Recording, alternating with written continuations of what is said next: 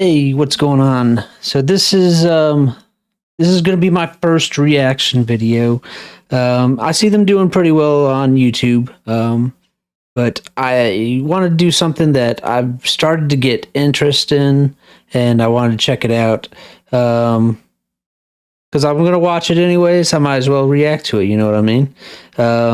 So I've been watching a little bit of Formula One stuff. I've gotten some interest into it. I'm seeing right now that Verstappen is pretty much he's got it all wrapped up for the most part. It's a very long shot for anybody else to win it, the championship this year. But I wanted to see a little bit of the history of Formula One, so I'm going to watch the history of Formula One, and let's see it. There is the world champion of 1984.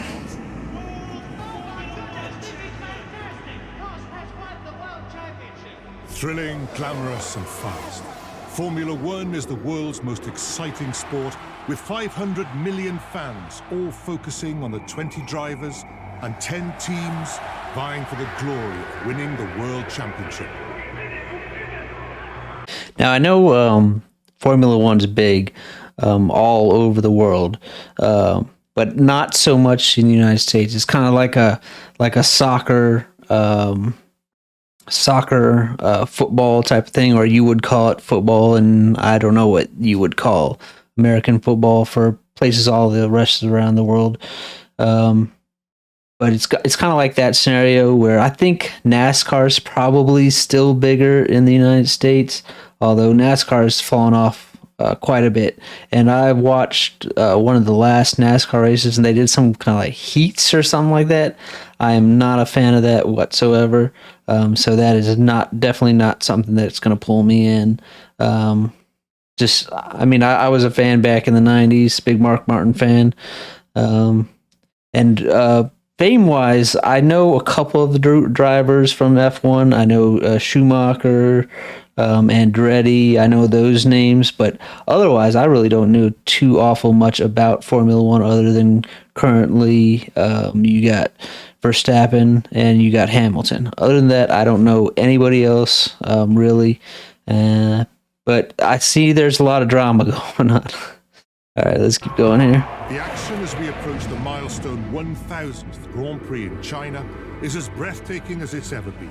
Rookies taking on the establishment with unpredictable results and drama, both on track and off. Silverstone 1950 at the British Grand Prix ignited the world's passion for the new Formula One World Championship.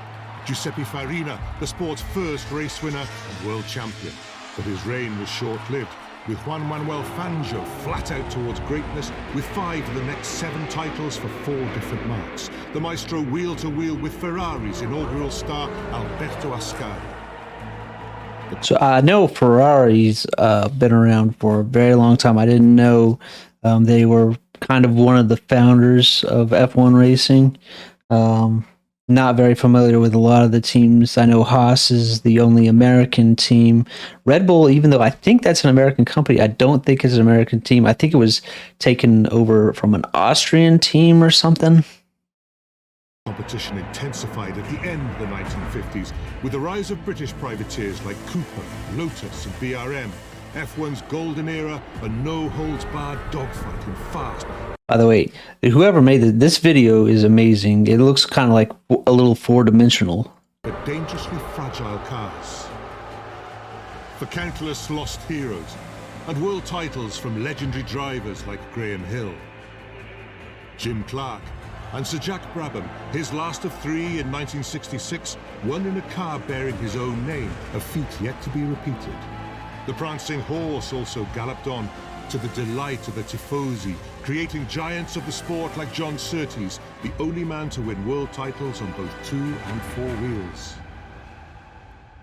It was also a time of great change, as championed by Sir Jackie Stewart, who dominated on track and lobbied tirelessly for safety off it.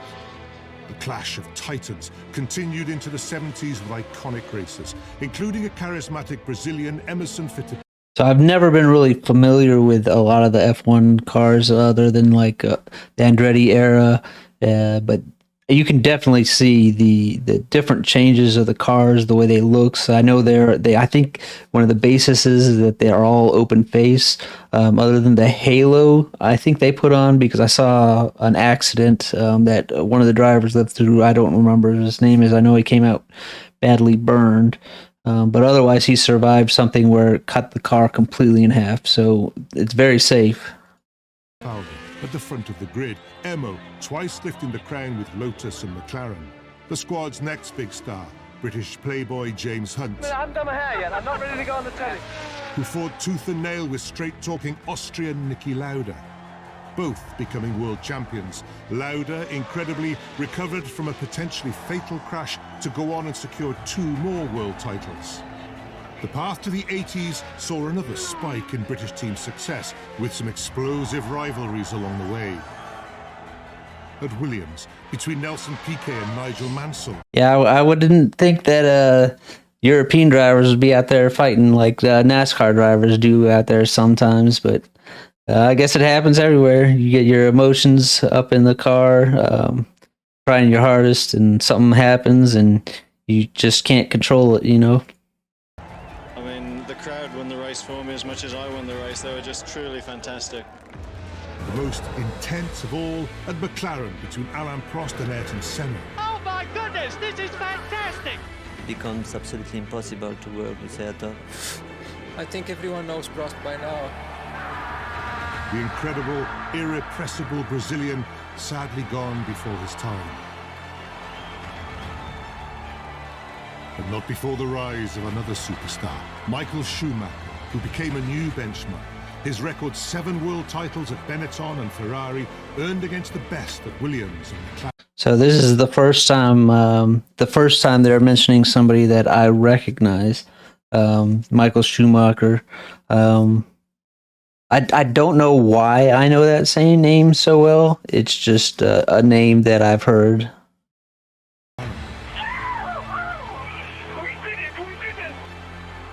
Schumacher's reign was eventually ended by another ascending legend, Fernando Alonso. The pair nose to tail in 2006, the baton passing. To become champion when Michael is still on the track has maybe more value. Oh my goodness me! Hamilton's back in position again!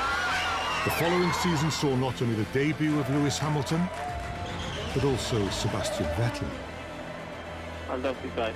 I love you. Both going on to create history. I don't know where Vettel sounds very familiar to me. That name sounds familiar to me. Once again, I'm all completely new to this. I don't know much about Formula One racing.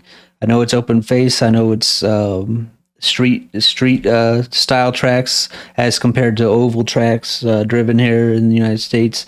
I know IndyCar races street tracks. I don't know what the I know they do oval as well. I don't know how much they do other than that, but I don't think F1 does any oval tracks for what I know of it. In the most astonishing ways, with other fairy tale results in between. It's an incredible feeling. Yeah, a very humbling experience. And with new blood flooding into the sport each year, the furious chase for the holy grail of motorsport continues, ensuring a thrilling spectacle as the world's most exciting sport rumbles on. 1,000 races in the making.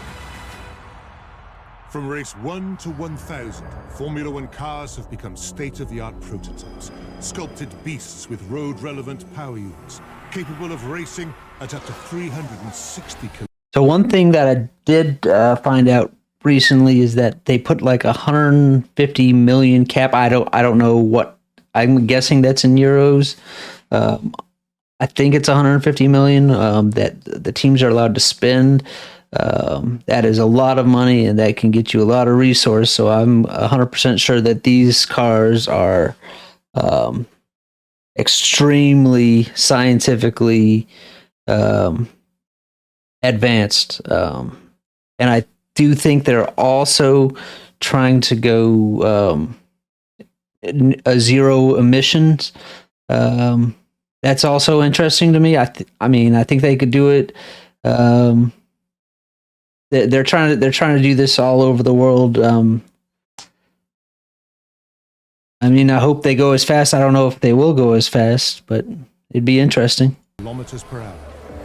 But these high-tech machines have transformed out of sight in 70 years. The earliest cars of the 1950s built around steel frames and the engine in front of the driver, who sported a cloth cap before helmets. Into the 60s, and iconic designers like Lotus boss Colin Chapman worked on rigidity using tubular space frame chassis with engines bolted to the rear for better handling. Wings, front and rear, soon arrived. The quantum leap came in the 1980s and McLaren's MP41 that featured a strong carbon fiber turbo monocoque, creating a survival cell for the driver. Aerodynamics and supercomputers soon began to dictate design, with F1's turbo hybrid era beginning in 2014. In the modern age, Formula One is a global phenomenon. With a So turbo hybrid. I'm gonna assume that it's hybrid between electrical and gas. I am somewhat familiar with that. I am familiar with the hybrid buses that they have here in the United States. I think, generally speaking, the transmission is called the drive unit, and the transmission basically controls the entire car. I don't know if that's the same way it works on these F1 cars, but that's definitely something that I would like to look into. world's finest racing drivers going wheel to wheel at breathtaking speeds, each pulling up to 5G in corners and underbraking. It's a mouth-watering proposition for fans who watch from March through to December as the sport flies around the world to 21 destination races, including iconic classic tracks like Monaco, Spa, Monza, Suzuka and Silverstone. And more recent hits like Azerbaijan, Russia, Mexico, F1's original night race in Singapore, and the futuristic season finale in Abu Dhabi. So I know that I seriously doubt they're going to have races in Russia, at least right now. But I think I knew something about a Russian driver, and he was removed from F1 just basically because of where he's from. I don't know too much about that situation, but just a heads up, something that I heard, I know. The excitement skyrockets as the teams touch down in a new location. The cameras flash as the stars of the show prepare for battle, all putting it on the line in pursuit of that rare, coveted prize, the power, the prestige and glory of the Formula One World Championship. All right, well, that's the end of the video. Very interesting. I think I want to learn the history of each of the teams, because I know Ferrari's still around, but I know that Red Bull used to be something prior to being Red Bull. But I'd definitely like to learn a little bit more about it and get to know the sport. If you guys, anybody sees this, wants me to review or watch something, I will. I appreciate you guys watching. Please hit the like button and subscribe. Thank you very much.